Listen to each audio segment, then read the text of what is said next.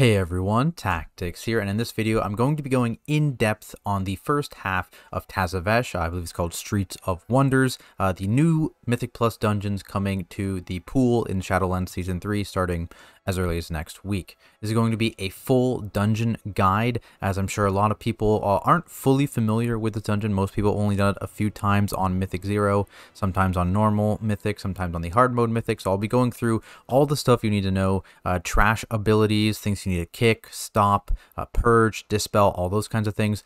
Boss abilities, kind of the general strat for a lot of the bosses, maybe who you might want to think about lusting on and what the normal mechanics are versus the hard mode mechanics, right? Because you're not going to have to worry about any of those hard mode mechanics.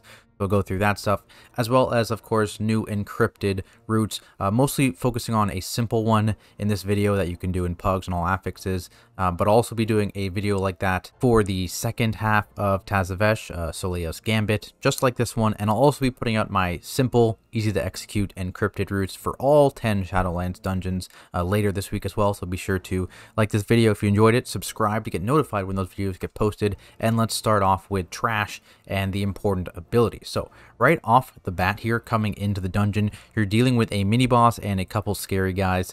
So this is a pretty scary pull here for your tank in particular, but there is a decent amount of party damage. This may be something you lust on higher fortified keys, but we'll have to wait and see how it plays out.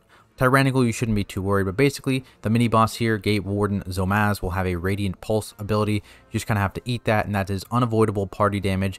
Note that you can kind of LOS this if you need to around the top and bottom of the stairs, but you may run into problems with the two custom security guys who will throw grenade swirlies kind of on the ground, and they'll just kind of sit there at your ranged DPS or healers, and if you touch that, obviously they'll explode after a short amount of time, so you want to kind of avoid those, and that can kind of throw a wrench in your LOS plans. But on lower key levels, you shouldn't need to worry about LOSing. I would just blast the Gate Warden. The custom security guys, they also have a hard light baton buff. They'll amp their own melees with magic damage, and you'll want to purge this or spell seal this as often as you can, otherwise your tank is in for a bit of a bad time.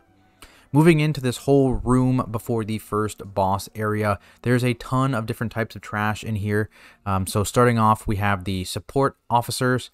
They will just kind of have this Hyperlight Bolt cast, and this is basically just a Wicked Bolt clone for the guys from Halls of Atonement, so this will just kind of spam big magic damage at your tank. Extra kicks you will want to go in here for sure. Their only other cast is Hard Light Barrier, and this is a shield buff on one of the mobs. It'll random ally, sometimes himself, sometimes random ally, and you will want to make sure you kick this every time, as the barrier itself wasn't purgeable on PTR, so you just kind of had to DPS through it. So you want to kick that barrier not to give other ads extra health, and other kicks can go into that Hyperlight Bolt to reduce tank damage. Also in here, interrogation specialists. Another couple things you'll want to keep an eye out for. They'll just do a random damage hit in Spark Burn. This is one of the lower priority kicks, so I wouldn't worry too much about it. They have two important casts in Glyph of Restraint and Stasis Beam. So Glyph of Restraint is a magic slow and a dot on a random player, so you can dispel this, but you don't want too many to go out, as the dot does kind of hurt, again, on higher fortified keys, so you want to be aware of that. And Stasis Beam, which is a channeled stun on a random player. Think of it like Drain Fluids in something like Necrotic Wake. The key, though, is both of these spells can actually be stopped, so you don't need to waste a kick, especially if these specialists are in a group with those support officers. So instead of having a kick assigned, you can have like a stun, a disorient, those kinds of things to just stop those mid-casts, and then they'll go on probably back to spamming Spark Burns, but it's better than them spamming Glyph of Restraint or Stasis Beams back to back to back to back, and this kind of loosens up your kick requirements, so you can save more for either Hyperlight Bolts or for Spark Burns if your tank is in CDs and doesn't need the extra Hyperlight Bolt kicks. The big guy kind of padding around in this area is the Armored Overseer. He's got a couple interesting abilities here. So Beam Splicer, none of this is stoppable, by the way. He'll just throw an orb at a random player, and that'll kind of expand into a beam that rotates around in a circle. Just don't get touched by this beam. Get out of the way. And then he has Proxy Strike, which appears to be a new ability they added to this guy on the PTR. It's just a big arcane damage tank buster with absolutely no cast time. It's also an anti-kite, so a Fervent Strike. So if your tank tries to run away, it'll just blast the nearest melee, probably a one-shot. It's a huge damage hit. We weren't really sure what was proccing it, why. It was just kind of going, and again, no cast time. The only reason we really found what it was called is because it's in the death logs. So just be aware of that. These guys may just absolutely destroy your tank, and for that reason, we kind of try and avoid pulling as many of these as possible. Moving up to the boss himself, the mini-boss that spawned the boss, Portalmancer Zoda, just kind of repeats some of the abilities we've already seen. So that Radiant Pulse, unavoidable, AoE damage that you can LOS around the corner in this room. He also has the Glyph of Restraint ability, but this one is empowered, so it will affect everyone in your party. And of course, since he's a mini-boss, he's not CCable, so you will just need to kick him. His other ability is Rift Blast, not stoppable again. He'll just spawn rifts around the room, kind of like the Zymox mechanic, so you just kind of avoid them. They spawn in like sets of 3 or 4, I believe, so just gotta move around them, wait for those to go off. They can be annoying sometimes for melee, where a bunch spawn all around the boss, so just be careful, don't step into those. And then the boss himself will spawn. I'll go over that in the boss section though. Let's continue with trash. So all the trash still in this room is the same as what I've just mentioned. So once you get out of this first boss area, you then have the choice to go left or go right. Now off the bat here, guys, I am pretty confident that you will always go right. The left trash mobs are very, very high HP mobs and low density packs. So there's a mini boss over there, there's a couple big core hounds, there's a big dire horn, that kind of thing, and those mobs tend to be quite inefficient, on top of the mini boss itself being kind of dangerous, so you're probably going to avoid those. I'll go through them anyways though. So here are the left side mobs that you probably will never have to pull. So the mini boss is the Tracker Zakors, probably, that's his name. Chain of Custody. He basically will force everyone in the group to stay within 10 yards of him, or he'll kind of yoink you back to him and do some damage, so everyone has to stay fairly close. Then he'll spawn those same beam splicers, so the orb throws on the ground, turns into a beam, rotates. So what you have to kind of do is kite this boss as a group, and then he'll also just occasionally root the tank and one other player with lockdown. So you'll need, Freedom, Tiger's Lust. I believe you can dispel this as well. So he's pretty annoying. Lots of movement because you constantly have to avoid those beams, and yeah, lots of HP as he is a mini boss. If you get past him, you have 2 Ancient Core Hounds, which have a couple of interruptible abilities in a Lava Breath, which is like a frontal, and then Ancient Dread, which will reduce your whole party's casting and attack speed. It is a curse, so you can dispel it sometimes, but it goes on all 5 people, so you just want to make sure you kick this every single time. But they also just have an unstoppable 2-second 30-yard range stun, so your range DPS could sit outside the stun range, but your melee are just kind of screwed, and they're going to get hit by every single one of those stuns, and it's just very, very annoying. Past them even, there's some Enraged Direhorns. They'll basically just charge at a random player, and they'll stun anyone in the path, so you want to make sure no one is blocking it. And then they'll do 8-yard AoE physical damage. Honestly, not too bad. Way easier than the Core Hounds or the mini boss, but still just a big health mob that you don't really want to hit. And then finally at the bottom of that left side, you have these Frenzied Nightclaw Cats, and they'll just do random target bleeds with Frantic Rip. Now, again, none of that trash, very nice to deal with. You're probably never going to do it. So instead, what you're going to do is you're going to go right. And what we go right are a bunch of broker guys. So there are some skulkers stealth along the path, so just be careful.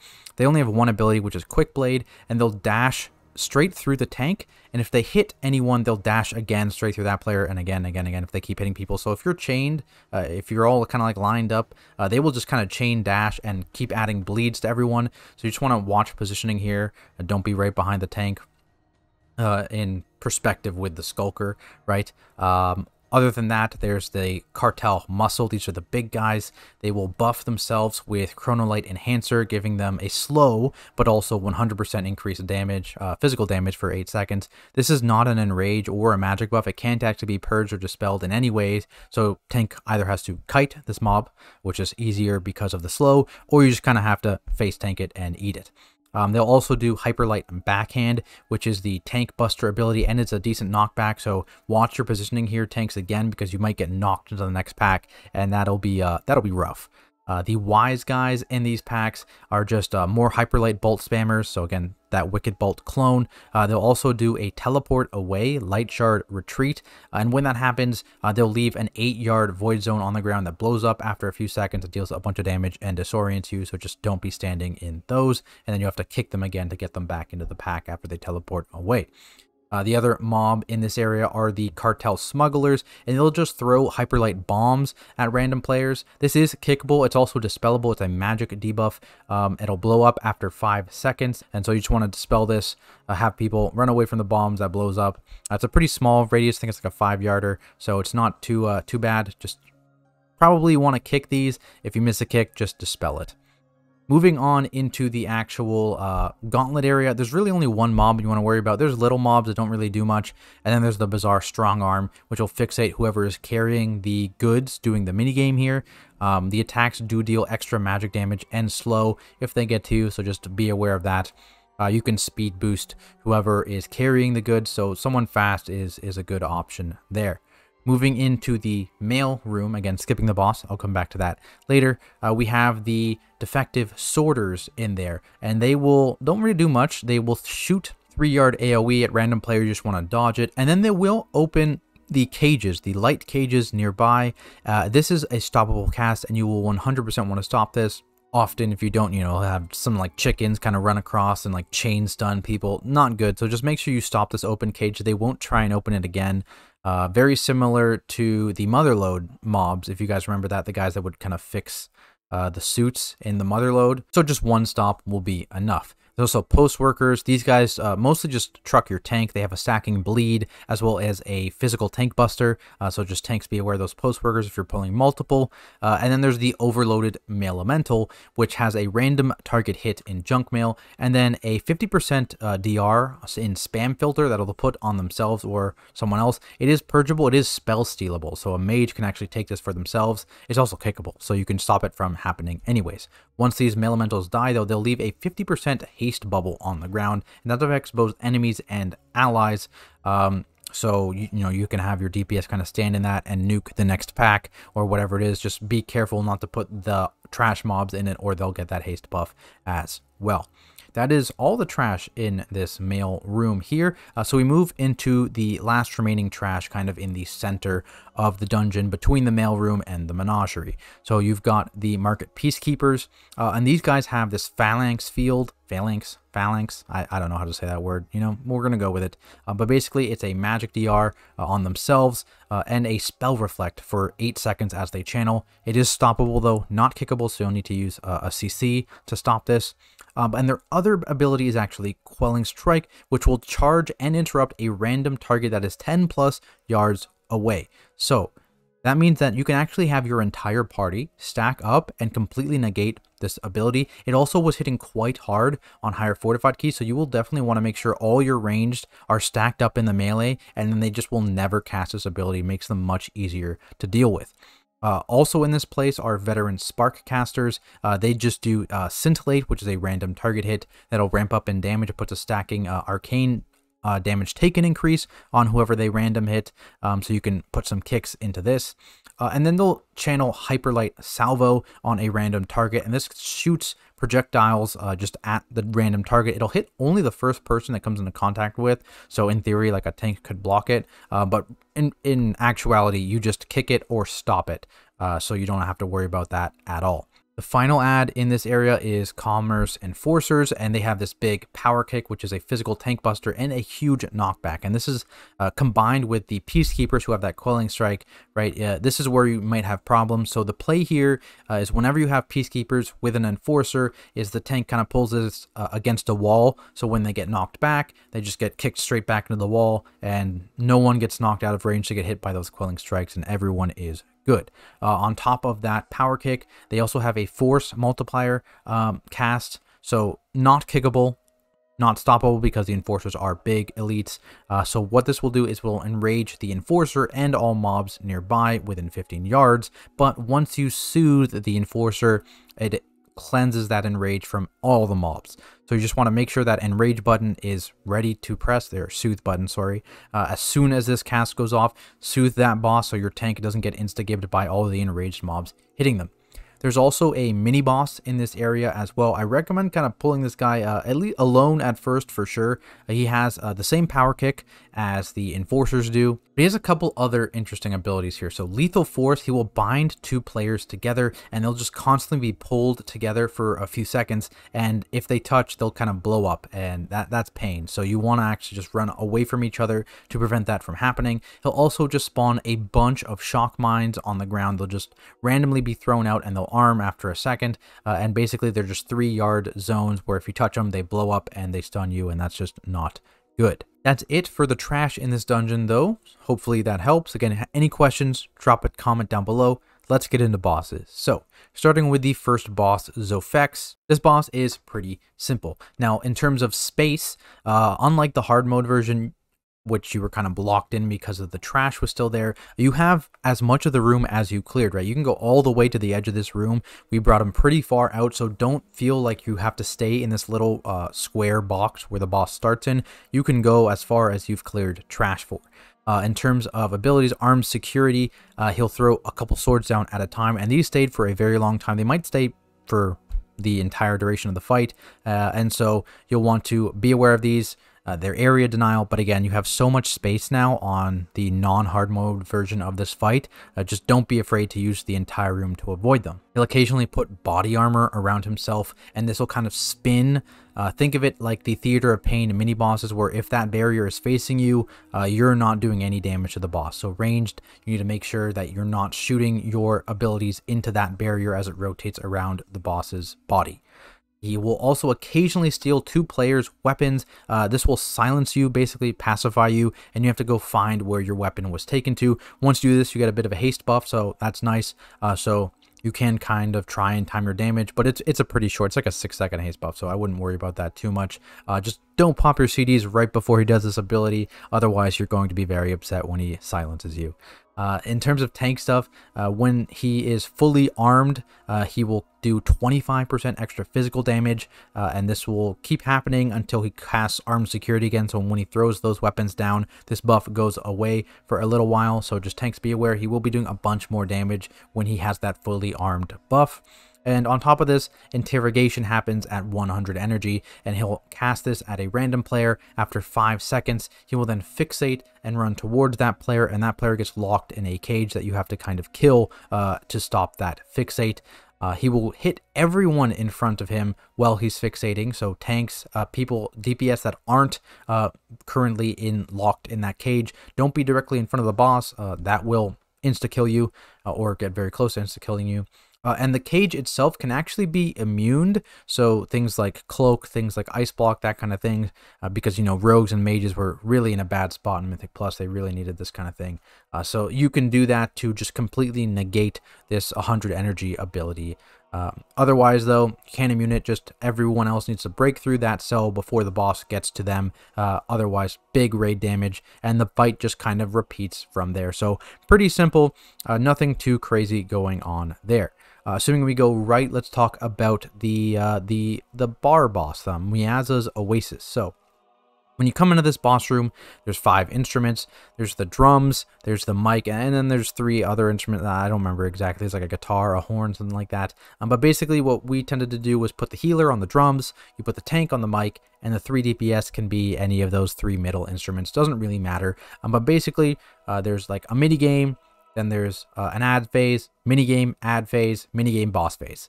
And so during the minigame, you're kind of just trying to hit all the notes with your extra action button and your instrument. The instruments do different patterns, so just be aware of that. Just trying to get 12 stacks of this jazzy buff. If you do, you get up tempo, which is just a 25% haste, damage, and healing buff, so pretty nice. And you can actually maintain this buff for the entire boss phase as well, and I'll explain that in a second. But basically, the ads that spawn, there's a disruptive patron, again, hyperlight bolt spammer, and then he'll also have a channel attack in suppression, which is not quite drain fluids. It's only a slow, but it is the channel ticking damage as well. So you want to make sure you kick or stop that. And they'll also occasionally just kind of teleport away. Brawling patrons just do random target damage, nothing really to mention here. And the big guys in each pack are Oasis security, and they have a couple abilities to be aware of. So Menacing Shout always kick this. This is a physical damage AoE that will ignore armor and interrupt everyone, so just kick that. And then they have a big physical tank buster and security slam, and this thing chunks. This thing is no joke, so just make sure you have some mitigation up for this. All of these ads will also all enrage when they hit 100 energy, the rowdy buff, so make sure you are getting soothes if you have them. Once you actually get to the boss phase, his name is Zogron, and he has a couple of those same abilities that the security guy has. So he has Menacing Shout, Interrupt, he has that Security Slam, Tank Buster, and he has a couple other abilities. So Suppression Spark, basically everyone has like a 5-yard AoE around them and gets pulled in really fast. After 6 seconds, those 5-yard AoEs detonate, and so you just want to make sure you're spread out and you don't detonate on each other.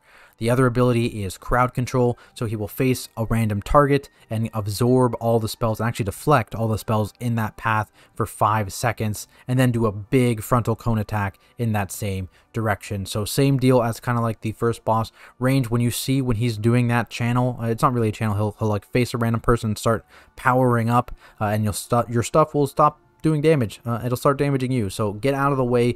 Don't get hit by that crowd control frontal after 5 seconds. It does a ton of damage, will probably one-shot you, but that's it. This is probably the easiest boss in the dungeon, so not much to worry about here.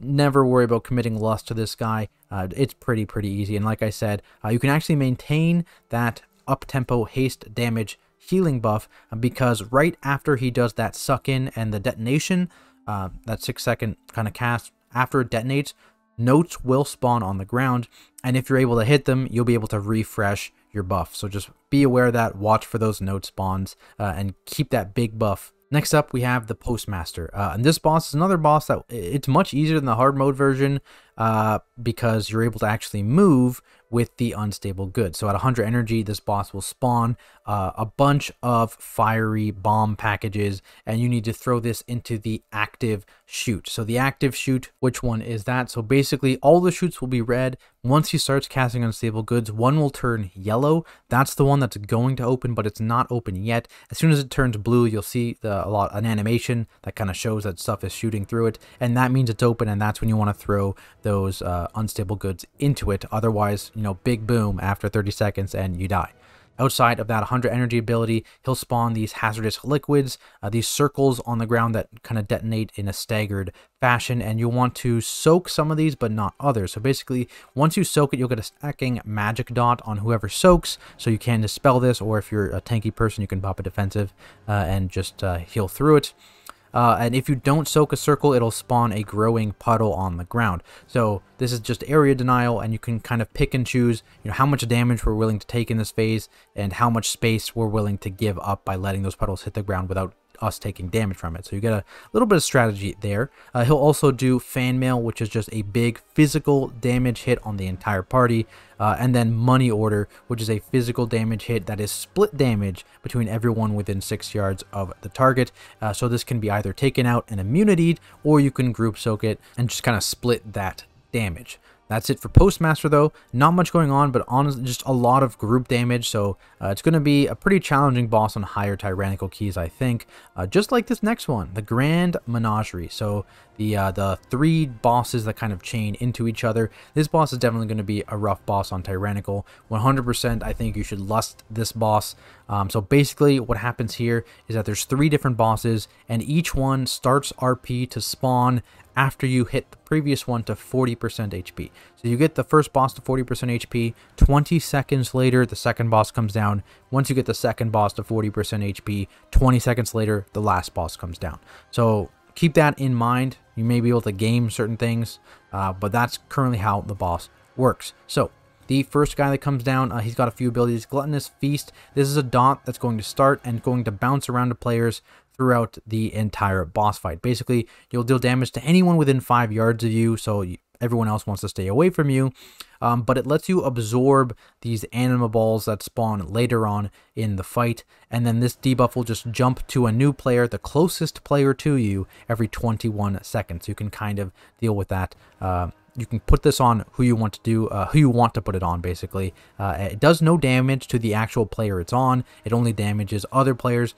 And like I said, the volatile anima orbs, I will explain that in a second here. It's on the second boss. So sticking to the first boss for now, Grip of Hunger, he'll pull everybody in and then do a 4-second 20-yard AoE. So you just get pulled in, run the hell out. And then he'll do Grand Consumption, which is a little bit of a dance.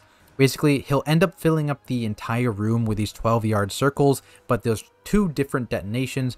One set detonates first, one detonates second. So you do a little dance, get out of the one that detonates first, and then back into that area because that's now safe, so you can avoid all these detonations. If you do get hit by any of these detonations, though, you will heal the boss. So just make sure you're dancing here and do not give that boss extra health. Once this guy again gets down to 40%, 20 seconds later, the next boss will jump down, and this is the guy with the volatile anima orbs. So basically, he'll cast Venting Protocol. This is just some damage and a knockback to anyone close to the boss, so he's like 8 yards, and then he'll shoot out these orbs. If you touch these orbs, they deal 4-yard splash damage, and they put a stacking 5% damage reduction on you. However, if it's touched by the Gluttonous Feast debuffed player, they actually don't take any damage, and they get a stacking 5% damage increase. So basically, you just bounce this between DPSers, and when they have the debuff, they just run around, soak up all the orbs, get a big damage increase, and then go ham on the boss. And then the next DPSer comes, takes it from them, etc., etc. You get a pretty nice damage buff. I believe this caps out at 100%. It caps out at 20 stacks, something like that. Might cap out at 10 stacks. So there is a stack cap here, but you'll want to absorb basically as many orbs as you can, and then pop your CDs after you have that big damage increase at the end of it for some nice damage. Other abilities, Purification Protocol. Basically, 2 people get debuffed. This is kind of similar to the Necromancer boss in Theater of Pain. So 2 magic debuffs, and then it deals dot damage over 6 seconds, and then it'll explode after that time in a 15-yard radius. So only one person gets dispelled here. The other person has to use a defensive to help with that damage intake, because it's pretty heavy damage intake there. The last ability is Flagellation Protocol. This is just a tank buster, channeled tank buster. But the boss spawns a little shield on himself, and the tank buster can be kicked, but not until that shield is broken. So you want to make sure you kind of pump the boss when this happens and get that kick ASAP. Tanks, you just want to be prepared for that to never get kicked, and just pop a defensive and be ready to get hit in the face very, very hard.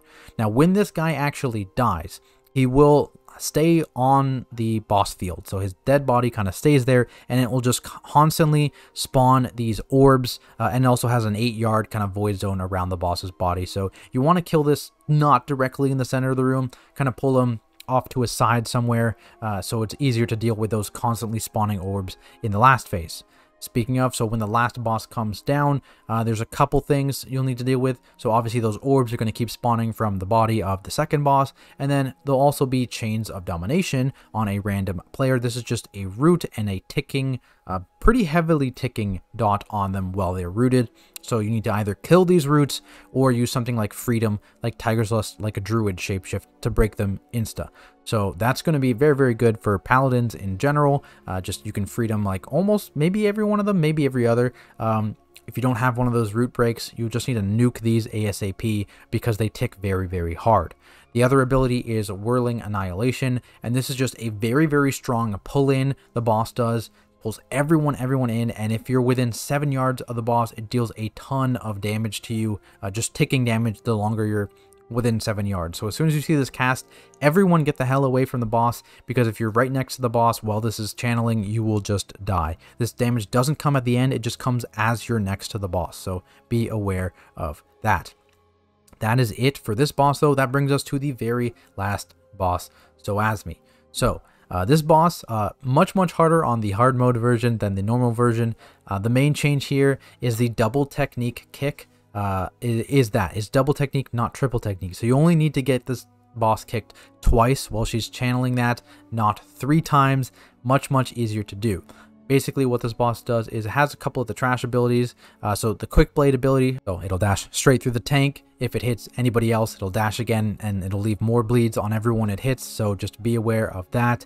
Don't be directly across the boss from the tank. Shouldn't be too hard to do. Other than that, there's going to be these teleporters that are kind of linked together, so by their shape. So there's 2 circle ones, 2 square ones, 2 triangle ones, and you'll need these to avoid the other mechanics. So Shuri is just a ring ring that expands from a spot in the room. The boss will kind of like chuck, it'll do an animation and show where it'll originate from, and you can want to avoid the ring itself and teleport to the center. You can blink these as well, by the way. You don't need to use a teleporter, but the teleporter is the best way, in my opinion, especially to dodge Shuri. If you're stuck, obviously use a blink. If you have it, Night Fae blink works.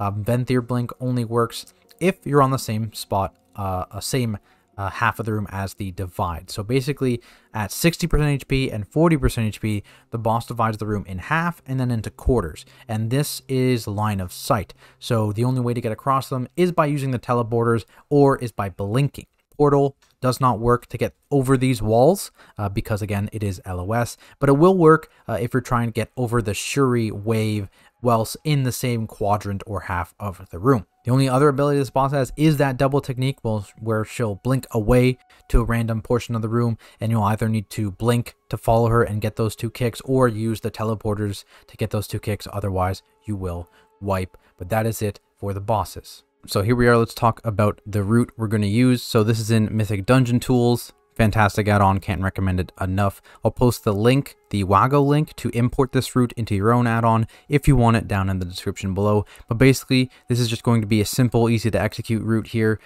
No skips, usable on any affix combination, great for pugs, especially in any key level, 20s, maybe even a little higher than 20, all the way down to your weekly 10s, weekly 15 kind of key. So this will serve you well as a general kind of route. So you come in here, this is that first mini boss pack. On a fortified week, you may want to bloodlust this. Tyrannical week, you should be good. And then you come in here, you have your first set of encrypted mobs. Now, what do these do? I'm going to make an entire video going over the encrypted affix, so I'm not going to really talk about that here, but basically you're going to kill one of these first and spawns a mini boss once you kill all 3. Fairly easy affix to handle, nothing too crazy here, but they are denoted here in this route, and again, I'll make a video talking about that, so you can check that out once it's released. So you pull these 2 packs together here. This pat here is going to be padding around in a circle, but what you can kind of do is you can kind of chain this pack once you feel you're safe. You can LOS these 3 pack around this corner to pull them away from this pat and do them separately, and just kill them, and then you can pull this pat. The reason you do that is because you have that armored overseer, that big tank murderer that I talked about that spawns those stasis beams in this pack, and it can get a little scary, so just pull as you feel safe to pull in this area, tanks, and then you can go into this pack and get these 3 relics right before the boss. If you want a little bit more space, you can also do this pull right here before the boss, and again, this will also give you 3 relics going into that. And this is the mini boss, sorry, and the mini boss, when he dies, he spawns the boss. So you can do either or. If you want a little bit more boss room space, kill this pack and then go into the mini boss. If you're fine, kill this pack and then go into mini boss, especially if you want to lust, get that tyrannical lust on CD on this boss himself. Kill the mini boss here. Boss will spawn, and you again have this entire room that you've cleared. So if you haven't cleared this area, you have this entire area here to do the boss. If you have like all this area over here. So plenty of space if you start running out of room with swords and stuff spinning on the ground, so make use of that. You then have a double overseer pack. This pack definitely kind of hurts. If you have skips, I would definitely recommend skipping this pack if you're able to, but it's a little complicated. Well, it's not complicated. It's a 2-pack at the door. Pretty easy to skip if you can. And what you can do is you can pull, what you can do is you can end up pulling this pat over here instead. I'll keep this in for now though. Just assuming you're not going to skip, you're just going to W key, but this is a great candidate to skip. It's a 2-pack and there's kind of scary for your tank. You then go right, as I mentioned. You don't want to pull any of this garbage over here. So you go right, you have a stealth guy here, and then a couple more stealth guys down here. So there's 3 total stealth guys in this first pack. And then you kind of pull this here. And then, like I mentioned, this will be padding, so just be aware of it. If you're not pulling it, just watch. You can pull this pack back a little bit. They'll run a little bit before they start their cast.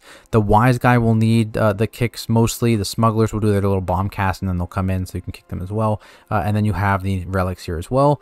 And then you can just run straight in and start your gauntlet for the club boss. Head in here, do the club boss, come on out, and then head straight into the post room. 3 pulls in here. These pulls, note that there is an LOS spot over here if you want to combine any of these pulls. The problem is these male elementals, they do random damage that's ranged, so they're just going to kind of throw stuff. So if you don't LOS them, they have a hard time grouping, but note that that is there if you want to group them. And then male boss here. And then you have this kind of tightly clustered area of mobs. And you're going to take this very, very slowly. So the 3-pack with the one dude, pull them together. You can kill them.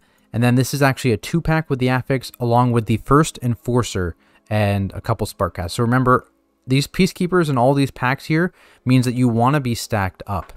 This enforcer means that you want to be stacked up against a wall so the tank doesn't get knocked into Africa. So basically, you can pull these guys together. You'll just need a kick on this the spark caster over here, and you want to pull it to this wall back here. There's a nice wall you can get into here.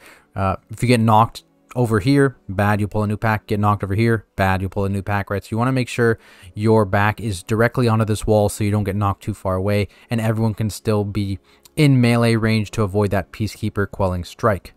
You then, similar idea over here. This is another enforcer pull. Again, just use the wall right here. Same deal, another enforcer pull. You can use the wall right here. And then you can pull the commander Zophar once you've built all this area is now clear. And so you can pull that mini boss who spawns all those mines, also does the kick, and then also has that beam that people connects two players. They want to run away from each other. Then you pull him once this area is open. From there, you can actually do a little cheeky thing here. So you have this 2-pack with these 3 relics here, the seasonal affix over here. So what you can do is you can have one person start the RP for this boss. It's pretty long. And meanwhile, everyone else can grab these guys and start getting the seasonal affix here for the boss. So you'll have that right at the beginning of the boss, and you can kind of chain the seasonal affixes. That's something you're going to see a lot of people doing on higher keys. It's not super important for these lower simple routes.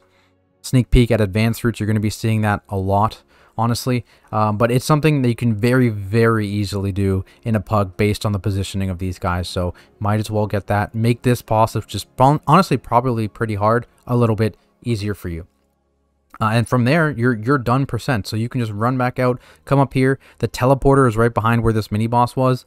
Come up and go to the last boss. But yeah, overall, pretty simple route. There it is. That's the simple route. I'll be putting out an advanced route as well later on in the season. And of course, I'll be putting out that encrypted routes video going over all the dungeons and encrypted and how that works, and simple routes just like this one that'll work in pug groups for all affixes. And also, again, I will be doing the exact same style of video for the Tazavesh Solea's Gambit half, the second half of the dungeon. So if you like this video, you're interested in those kind of videos, make sure you subscribe to the channel to be notified when they get posted. Also, you can catch me on my Twitch channel where I stream high Mythic Plus keys as well as Mythic rating, all from a tank POV. If you have any questions, feel free to stop by, ask me. I'll do my best to answer, or drop a comment down below. Same deal. I will do my best to answer every single question you guys have.